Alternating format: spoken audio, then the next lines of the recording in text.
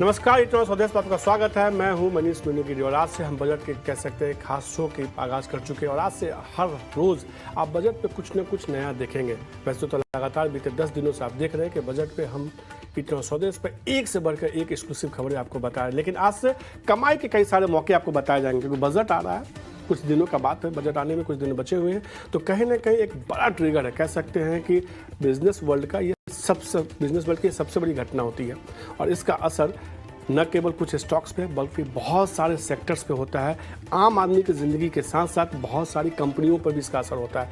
उन किन कंपनियों पर असर हो सकता है, बजट के लिहाज से कौन सा ऐसे शेयर है जिस पे आपको नज़र बना के चलनी चाहिए, इसी मुद्दे पे अगले आधे घंटे में हम चर्चा करेंगे। बहुत ज़्यादा शेयरों की बात नहीं करेंगे, चुनिंदा शेयर लेके आएंगे, अलग अलग सेक्टर से लेके आएंगे और ये वो शेयर होंगे जिनको बजट के लिहाज से चुना गया है। हमारे 3 बेहद शानदार जानकार जुड़ेंगे और आपको बताएंगे कि ये कौन से शेयर है जिसमें बजट के लिहाज से आप खरीदारी कीजिएगा तो जब बजट आएगा तो कमाई कराएगा।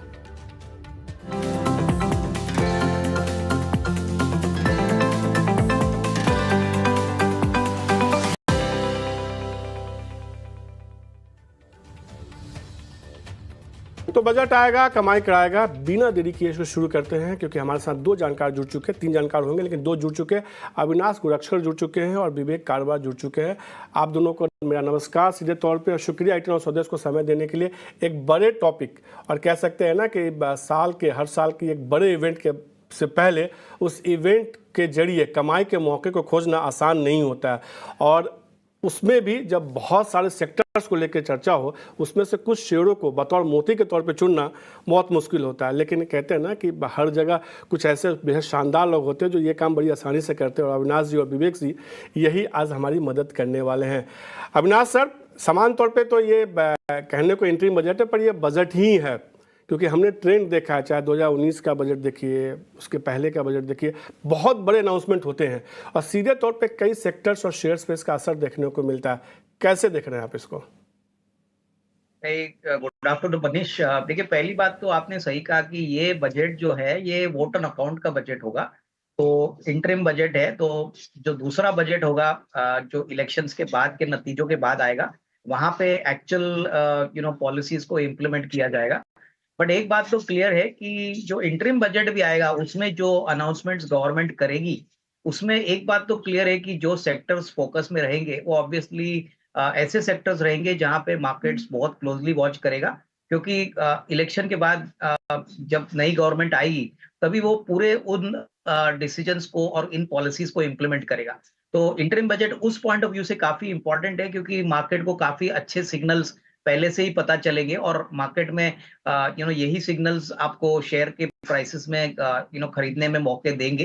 तो मुझे लग रहा है कि इंटरिम बजट भले ही कोई डिसेसिव बजट ना हो, लेकिन ट्रेंड्स कौन से सेक्टर में इन गवर्नमेंट सीरियस है, कितना पैसा लगाएगी और कितना फोकस्ड है उस सेक्टर पे, वो हमको जानने में काफी मदद मिलेगी। तो उस पॉइंट ऑफ व्यू से जो इंटरिम बजट आएगा मनीष, वो इन्वेस्टर्स के लिए, एनालिस्ट के लिए बहुत एक रोड मैप आगे के लिए तैयार करेगा। स्वदेश तो इसको इंटरिम नहीं बजट ही मान के चल रहा है क्योंकि कई सारे बड़े अनाउंसमेंट आ सकते हैं और लगातार इटन ऑफ स्वदेश पे हम एक्सक्लूसिव खबरें तमाम बता रहे हैं। और हमारे साथ एक और जानकार राहुल शाह भी जुड़ चुके हैं। राहुल, शुक्रिया और नमस्कार इटन ऑफ स्वदेश को समय देने के लिए। बिना देरी किए स्टॉक्स की शुरुआत करते हैं क्योंकि हमारे तमाम दर्शक इंतजार करें कौन से शेयर हैं जो बताएगा कि बजट आएगा तो कमाई करेगा। विवेक, शुरुआत आपके साथ ही करते हैं, तैयारी पूरी है? कौन सा शेयर पहला बताएंगे हमारे दर्शकों के लिए जिसमें आपको लगता है कि बजट के लिहाज से तो यहाँ कमाई का मौका बनता है? गुड मॉर्निंग सभी को। देखिए, पहली चीज तो रादर गुड आफ्टरनून। पहली चीज तो देखिए, जैसे अविनाश ने कभी कहा था ये इंटरिम बजट या वोट ऑन अकाउंट ही होने वाला है, लेकिन इसमें क्या है कि एक इंटेंशन जो सरकार का होता है वो पता चल जाता है कि आगे चल के ये लोग क्या करने वाले हैं। और ये बजट पिक खाली इस बजट के लिए नहीं, क्योंकि ये तो इंटरिम ही है। मैं तो बोल रहा हूँ कि अगले बजट तक जो फुल फ्लेश बजट आएगा जून में, वहां तक आप इसको देख सकते हो। तो मेरा पहला पिक रहेगा, एक इंटरेस्टिंग स्पेस है ये और इसमें कई सेक्टर्स आ रहे हैं एक ही कंपनी के अंदर। ये है KCP limited. In fact VIP segment में मैंने एक बार इसको रेकमेंड भी किया हुआ था करीबन 140 रुपए में, लेकिन आज अभी बात करते करते ये काफी बढ़ चुका है ऑलरेडी, 180 के ऊपर अभी चल रहा है। मुझे लगता है कि ये आपको 200 के ऊपर भी दिखाएगा शॉर्ट टर्म में। क्यों? देखिए, जो सीमेंट स्पेस में है, बजट में क्या होने वाला है, बजट में सरकार फोकस करेगी इंफ्रास्ट्रक्चर स्पेंड पे और जो रियल एस्टेट बूम चल रहा है उसका भी फायदा कंपनी को मिल रहा है। और सीमेंट स्पेस में आप अगर देखो तो केसीपी ये साउथ बेस्ड कंपनी है, काफी सस्ती लग रही है कंपैरेटिवली, आप अगर पीयर ग्रुप से देखो, पहली चीज। दूसरी चीज, इस कंपनी में आपको होटल बिजनेस भी मिल रहा है जो ट्रैवल एंड टूरिज्म से रिलेटेड है। अभी लक्षद्वीप में क्या हुआ है हम सबने देखा है। तो ट्रैवल एंड टूरिज्म भी इस कंपनी के अंदर है और एनर्जी बिजनेस भी है। तो आप अगर देखो तो एक कंपनी के अंदर आप दो तीन, इनफैक्ट तीन चार सेक्टर ले रहे हो एक ही साथ में, और जो आगे चल के चारों के चारों सेक्टर्स अच्छे करने वाले हैं। तो मेरा फर्स्ट पिक रहेगा केसीपी। 200 के ऊपर आप देखिए, उसके ऊपर भी जा सकता है, लेकिन बाद में बात करेंगे इसके बारे में। तो सीधे तौर पे फिलहाल के लिए तो खरीदारी करने की सलाह 200 के लक्ष्य के साथ है। हालांकि विवेक ने ये कह दिया कि 200 के ऊपर भी जाएगा, तो बाद में इस पर बात करेंगे। ठीक है, अगले शो में कभी आएंगे और जब ये 200 के ऊपर आएगा तो मैं निश्चित रूप से विवेक से पूछूंगा कि अगला लक्ष्य क्या होगा। राहुल, लंबे अरसे के बाद आपसे मुलाकात हो रही है मेरी। मुझे लगता है एक ज़माने में हम लोग साथ थे, बहुत लंबे अरसे के बाद मुलाकात हो रही है, और इस इतने अच्छे मौके पे जब बजट को लेकर बात हो रही है। आपने तो कई बजट देखे हैं, कई लगातार। आपकी तरफ से बजट के लिहाज से कौन से शेयर हैं जिस पे आपको लगता है कि नज़र बना के रखनी चाहिए? गुड आफ्टरनून और नमस्कार। आई थिंक जिस तरह से हम देख रहे हैं कि मार्केट का माहौल की बात करें तो कहाँ किस तरह से ट्रेंड है, तो आई थिंक देखिए कि जिस तरह से हम देखते हैं कि दिसंबर के इलेक्शन, स्टेट इलेक्शन के रिजल्ट के बाद जो निफ्टी चली है वन वे, और जो थ्रस्ट रहा है गवर्नमेंट का लास्ट एक साल से हम देखें, तो मेरे ख्याल से दो तीन सेक्टर बहुत ही विजिबल है उसके अंदर। एक तो हम देखें कि पीएसयू एज अ बास्केट की रैली चलती आ रही है लास्ट 6 महीने के अंदर से, तो मुझे लग रहा है कि पीएसयू एज अ बास्केट चलता ही रहेगा। तो उसमें से पिक किया है ओएनजीसी। आप देखिए बहुत ही सस्ता वैल्यूएशन, 5 टाइम अर्निंग पे मिल रहा है 18% आरओई वाला कंपनी है। बात कर रहे हैं कि वॉल्यूम्स बढ़ाएंगे यहाँ से भी, और जो मेरे ख्याल से इनएक्सपेंसिव वैल्यूएशन है। और मुझे लग रहा है कि ये जो जहां जहां पे भी हम पीएसयू पैक के अंदर सस्ते वैल्यूएशन से मिल रहे हैं स्टॉक्स के अंदर, री रेटिंग देखने को मिला है। तो मैं मानता हूँ ये ओएनजीसी रिस्क वर्सेस रिवॉर्ड काफी फेवरेबल हो सकता है इन्वेस्टरों को इररिस्पेक्टिव ऑफ द बजट। तो मुझे लगता है कि 270 के लक्ष्य से ओएनजीसी लिया जा सकता है, ये मेरा पहला पिक रहेगा। हमने देखा है बीते साल शानदार रैली देखने को मिली 270 के लक्ष्य के साथ। राहुल को ओएनजीसी पसंद आता है, इसमें आप खरीदारी करके चल सकते हैं। बजट आएगा तो ये शेयर भी अच्छा कमाई कराएगा। एक साल का उन्होंने हालांकि नजरिया दिया है। अविनाश सर, समान तौर पे हमने देखा है कि रियल एस्टेट स्टॉक्स में बड़ी तेजी देखने को मिली है और लगातार ये चर्चा हो रही है कि रियल एस्टेट सेक्टर को लेकर कुछ अनाउंसमेंट आ सकता है इस बजट में।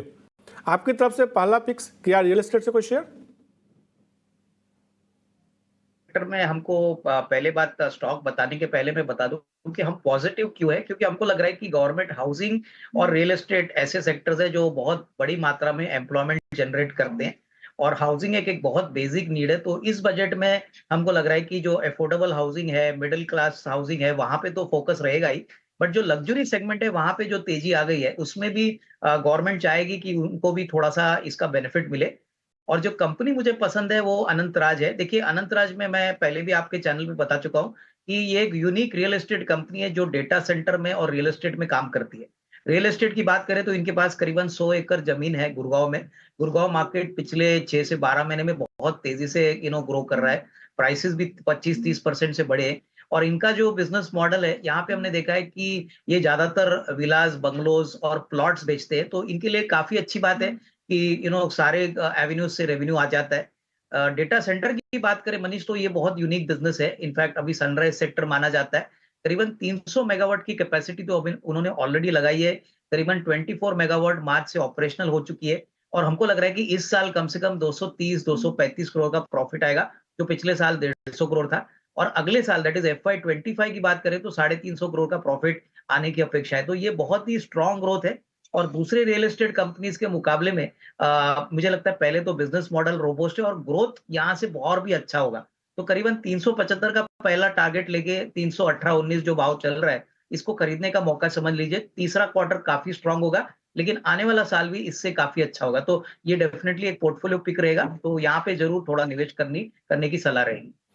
तो Anantraj industries real estate sector से जुड़ी हुई कंपनी, इसमें खरीदारी करने की सलाह। 375 रुपये का लक्ष्य होगा, नजरिया एक साल का रखना होगा। तो 3 स्टॉक्स की चर्चा हुई, 3 जानकारों ने बताया। अलग अलग सेक्टर्स देखिए, एक ओएनजीसी की बात हुई, एक केसीपी की बात हुई जो शुगर और सीमेंट कारोबार से जुड़ी हुई कंपनी है, और तीसरी जो कंपनी है वो रियल एस्टेट सेक्टर से जुड़ी हुई है अलग सेक्टर्स की 3 बेहतरीन कंपनियों के बारे में हमारे 3 जानकारों ने बताया। राहुल, आपके तरफ से जो अगला शेयर होगा वो कौन सा होगा? तो मेरे ख्याल से जिस तरह से हम सेटअप देख रहे हैं तो ऑब्वियसली एक पीएनबी हाउसिंग मेरा दूसरा पिक रहेगा। हम देख रहे हैं कि लगातार हम देख रहे हैं कि रियल एस्टेट के कंपनीज के नंबर्स काफी स्ट्रांग आते हुए देखने को मिला है, और क्वार्टर ऑन क्वार्टर ग्रोथ अच्छा खासा देखने, और ईयर ऑन ईयर, और ऐसा कहा जा सकता है कि one of the best time real estate वालों के लिए है। तो हमें proxy to play that real estate companies के शेयर्स तो काफी भाग चुके हैं, तो हमें लग रहा है कि PNB housing proxy to play this housing boom and real estate boom रहेगा। तो आप समझिए कि ये जो बुक भी जो उनका बना हुआ है, तो मेरे ख्याल से काफी सारा रिटेल बुक है, तो और ये रिटेल ग्रोथ के अंदर मुझे हमें लग रहा है कि 17 से 18% का ग्रोथ आ सकता है इसके अंदर। और अगेन काफी अरसे से हम देखें कि हाउसिंग फाइनेंस कंपनीज में ऐसे वैल्यूएशन मिले नहीं है जैसे चलने हैं। तो मेरे ख्याल से अगेन सस्ता वैल्यूएशन है, मुझे नहीं लगता है कि यहाँ से रिस्क वर्सेस रिवॉर्ड काफी फेवरेबल है, क्योंकि सामने ग्रोथ के सामने एडजस्ट हो जाएगा जो भी वैल्यूएशन अभी ट्रेड हो रहा है। तो आई फील दैट ये 950 के लक्ष्य के लिए पीएनबी हाउसिंग पक्का लिया जा सकता है ये लेवल्स पे। तो सिर्फ एक कंपनी रियल एस्टेट की जिसमें खरीदारी करने की सलाह, और एक ऐसी कंपनी जो घर बनाती है उसमें खरीदारी करने की सलाह दी है अविनाश ने, अनंता इंडस्ट्रीज। और घरों के खरीदने के लिए आपको लोन चाहिए तो हाउसिंग लोन से जुड़ी कंपनी पीएनबी हाउसिंग फाइनेंस में खरीदारी करने की राहुल ने सलाह दी है।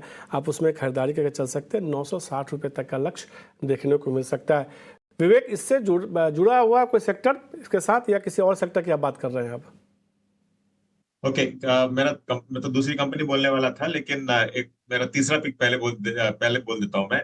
ये देखिए, हमने कई बार बात किया हुआ है, और ईटी स्वदेश पे तो मैं 5.5 से बात कर रहा हूँ। ये है नेस्को।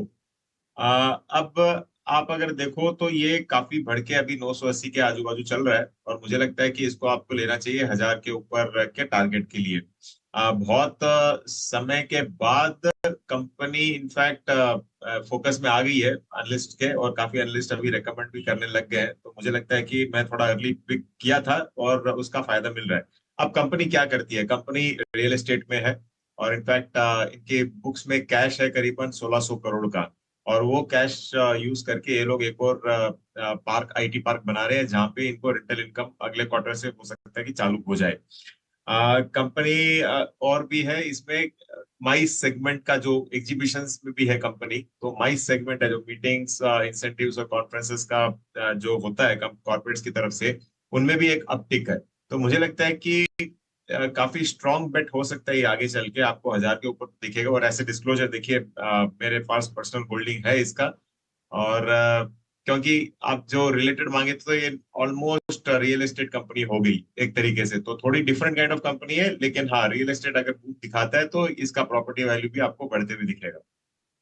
तो नेस्को एक और शेयर जो पसंद आ रहा है, विवेक को लगता है उनको यहाँ से मजबूती देखने को मिल सकती है। रियल एस्टेट थीम को उन्होंने भी पकड़ने की कोशिश की है, और अभी तक जितने स्टॉक्स में चर्चा की गई है ना, उसमें अधिकांश शेयरों में फिलहाल के लिए रियल एस्टेट थीम निकल के सामने आ रहा है। 1000 रुपये के लक्ष्य के साथ खरीदारी करके चल सकते हैं, यानी यहाँ से अच्छा खासा अपसाइड जो है विवेक को दिखता है। इसमें खरीदारी करने की सलाह दे रहा है नेस्को में। अविनाश सर, अब आपकी तरफ से अगला शेयर कौन सा है? नहीं मनीष, देखिए अगला शेयर जो सेक्टर से है वो रेलवे इंफ्रा थीम से है। देखिए रेलवे एक ऐसा सेक्टर है जो हमको लगता है कि आने वाले बजट में बहुत बड़े अनाउंसमेंट्स होंगे। ऑलरेडी रेलवे मिनिस्ट्री से यहाँ एक रिपोर्ट्स आ रही है कि करीबन 2-2.5 लाख करोड़ का बजट रेलवे रोलिंग स्टॉक के ऊपर, रेलवे वैगन के ऊपर और प्लस रेलवे प्लेटफॉर्म्स के ऊपर खर्चा किया जाएगा। हालांकि ये अगले 3-4 साल का बजट है, लेकिन हमारा मानना है कि वैगन कंपनीज में टेक्समैको रेल हमको काफी पसंद है। देखिए इस कंपनी की ऑर्डर बुक करीबन 3000 करोड़ के ऊपर है। इन्होंने अभी रिसेंटली एक क्यूआईपी किया था 138 रुपए में, 750 करोड़ इन्होंने रेज किए हैं। सबसे बड़ी बात मुझे लगता है कि वैगन के कंपनीज में गिने चुने प्लेयर्स है, जैसे कि बीएमएल हो गया, जुपिटर वैगन हो गया, टिटागर वैगन और टेक्समैको रेल। तो सप्लाई साइड में अभी बहुत बड़ी गैप है और डिमांड काफी जोरों से बढ़ रही है। रेलवेज ने कहा है कि वो अपना फ्रेट का जो शेयर है वो रोड ट्रांसपोर्ट से ज्यादा करने की अपेक्षा रखते हैं। तो इसके लिए सबसे बड़ा जो इनपुट है वो वैगन्स का है, जो अभी भी कंट्री में सिलेक्ट कंपनीज ही बना रही है। तो डेफिनेटली हमको लग रहा है कि अगले साल 1.5 साल की बात करें तो रेवेन्यू विजिबिलिटी तो ऑलरेडी पक्की है, और थोड़े ऑर्डर्स आने की अपेक्षा रहेगी आने वाले साल में। तो यहाँ से मुझे लगता है कि अगर कोई खरीदता है तो करीबन 235-240 का एक टारगेट प्राइस आपको कंफर्टेबली मिलना चाहिए। क्योंकि विजिबिलिटी बहुत स्ट्रांग है और इसमें कोई डाउट नहीं कि आने वाले साल में और एक 20-25 हजार वैगन्स का एक टेंडर आने वाला है, वहां पे भी टेक्समैको को शेयर बढ़ाने की पॉसिबिलिटी रहेगी। तो डेफिनेटली करंट लेवल्स पे भी अगर आप खरीदते हैं तो अच्छा खासा पैसा बनेगा, अराउंड 235-240 अगले 12 महीने का टारगेट। टेक्समैको रेल खरीदारी करने की सलाह 180 रुपये के लक्ष्य के साथ समान तौर पे ये देखा जाता रहा है। और सीधे तौर पे विवेक सर, आप चाहे अविनाश सर, आप लोग भी इस बात को मानेंगे कि हमने देखा था कि हमेशा रेलवे शेयरों में तेज़ी जो है दिसंबर के आसपास शुरुआत होती थी, जनवरी और फरवरी में आती थी तेज़ी, उसके बाद फिर तेज़ी खत्म हो जाती थी। चाहे उस समय टीटागढ़ वैगन देखे, कालिंदी रेल जैसे स्टॉक्स देखे, लेकिन इसी शेयर को देखिए, इस साल बीते साल हमने करीब 200% से ज़्यादा का रिटर्न देखा। तो रेलवे स्टॉक्स में तो अब पूरे साल भर तेज़ी देखने को मिलती है। ऐसा ही है ना विवेक सर?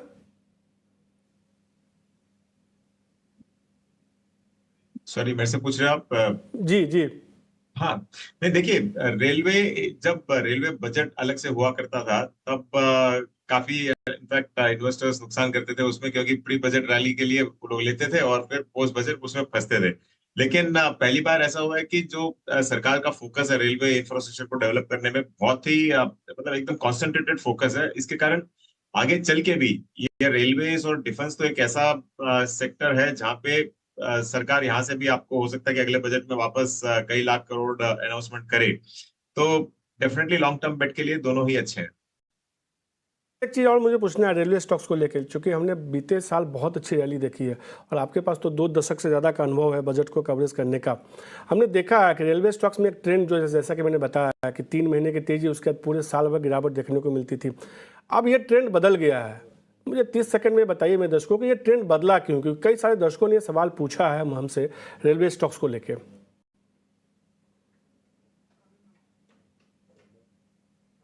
अविनाश सर? देखिए मनीष, मुझे लग रहा है कि रेलवे स्टॉक्स में तेजी इसलिए आ गई है क्योंकि अभी रेल मिनिस्ट्री जो है वो बहुत एग्रेसिव हो चुकी है। देखिए, अगर हम रेलवे मिनिस्टर की बात करें तो हाल ही में उन्होंने कहा है कि वो रेलवेज को बहुत ही प्रोडक्टिव और एफिशिएंट बनाना चाहते हैं। और क्लियरली जो रेलवे का एक पिक्चर था 10 साल पहले का और अभी का जो पिक्चर है, उन्होंने क्लियरली कहा है कि मोदी जी ने क्लियरली कहा है कि रेल फ्रेट एक टॉप प्रायोरिटी है। कार्गो लॉजिस्टिक की बात करें, दूसरे नए कार्गो की बात करें, तो वो अपना शेयर एग्रेसिवली बढ़ाना चाहते और एक सस्टेनेबल मॉडल बनाना चाहते। तो इसलिए रेल इंफ्रा के ऊपर बहुत बड़ा फोकस है गवर्नमेंट का, नॉट ओनली रेलवे प्लेटफॉर्म्स पे, रेलवे इंटरनेट कनेक्टिविटी पे, रेलवे वैगन्स पे, रोलिंग स्टॉक पे। तो ये बहुत बड़ी अपॉर्चुनिटी है। और मुझे लग रहा है कि जैसे विवेक जी ने कहा कि पहले तो सिर्फ प्री बजट के टाइम पे लोग रेलवे के स्टॉक्स खरीदते थे, उसके बाद पोस्ट बजट में बेचते थे। तो ये ऐसा अभी माहौल नहीं है। अभी सस्टेनेबल मॉडल है, इन कंपनीज के पास कम से कम 1.5-2 साल की ऑर्डर बुक है। तो ये सब दिखलाता है कि गवर्नमेंट भी काफी सीरियस है और ऑब्वियसली इसका बेनिफिट सारे रेलवे इंफ्रा कंपनीज को मिलेगा। निश्चित रूप से, और यही एक ट्रेंड है जिस तरीके से सरकार ने रेलवे पर खर्च बढ़ाया, लगातार बढ़ा रही है, उसका ये असर हो रहा है कि रेलवे स्टॉक्स अब लगातार तेजी दिखा रहे हैं। केवल कुछ महीनों की तेजी और फिर हमेशा के लिए मंदी, कुछ महीनों की लंबी अवधि के लिए मंदी, वैसा ट्रेंड अब देखने को नहीं मिला। राहुल, आपकी तरफ से आपने 2 इक्के बता दिए, तीसरा इक्का बताओ शेयर कौन सा होगा? तो तीसरा रहेगा हमारा लार्ज कैप स्टॉक जो रहेगा वो अल्ट्राटेक। हम देखे हैं कि सीमेंट की बातें कर चुके हैं, हम देख रहे हैं कि गवर्नमेंट का थ्रस्ट देख रहे हैं इंफ्रास्ट्रक्चर। अब देखें तो लास्ट 1-1.5 साल के अंदर पूरा थ्रस्ट रहा है इंफ्रास्ट्रक्चर, हाउसिंग फॉर ऑल, तो उसे हाउसिंग के ऊपर थ्रस्ट रहेगा। और तीसरा जो हम आगे भी बात कर चुके हैं वो रियल एस्टेट के डिमांड जो हम देखते आए हुए हैं। तो तीनों चीजों के लिए सीमेंट लगेगा। तो मेरे ख्याल से अल्ट्राटेक सीमेंट बहुत ही अच्छा प्लेयर है। और ये केशोराम के एडिशन के बाद हमें लग रहा है कि जिस तरह से कंसोलिडेशन हो रहा है इंडस्ट्री में, और उनका साउथ में और महाराष्ट्र में अच्छी प्रेजेंस रह जाएगी। सेकेंडली, हमें लग रहा है कि जिस तरह से मैनेजमेंट का गाइडेंस है कि 158 से जो सीमेंट की कैपेसिटी बढ़ाने की जो बात चल रही है, तो आने वाले नेक्स्ट 3 से 4 सालों के अंदर भी अच्छी खासी रहेगी। तो मानते हुए कि जिस तरह से सेटअप है, जिस तरह से वैल्यूएशन पे ट्रेड हो रहा है, और जिस तरह से हम सीमेंट पे ओवरऑल डिमांड ड्रिवन मार्केट देखने को मिल रहा है फ्रॉम सप्लाई ड्रिवन साइड बहुत टाइम के बाद, तो मुझे लग रहा है कि इस 12,000 के लक्ष्य के लिए अल्ट्राटेक डेफिनेटली ये एक बजट थीम या ओवरऑल लॉन्गर टर्म पर्सपेक्टिव के हिसाब से भी, इंडिया स्टोरी के हिसाब से किया जा सकता है। के तौर पे अल्ट्राटेक सीमेंट राहुल की तरफ से तीसरा शेयर जो उनको पसंद आ रहा है, यहाँ से मजबूती देखने को मिल सकती है। 12,000 रुपये तक का लक्ष्य देखने को मिल सकता है। एक साथ तीनों गेस्ट को सामने लाइए स्क्रीन पे।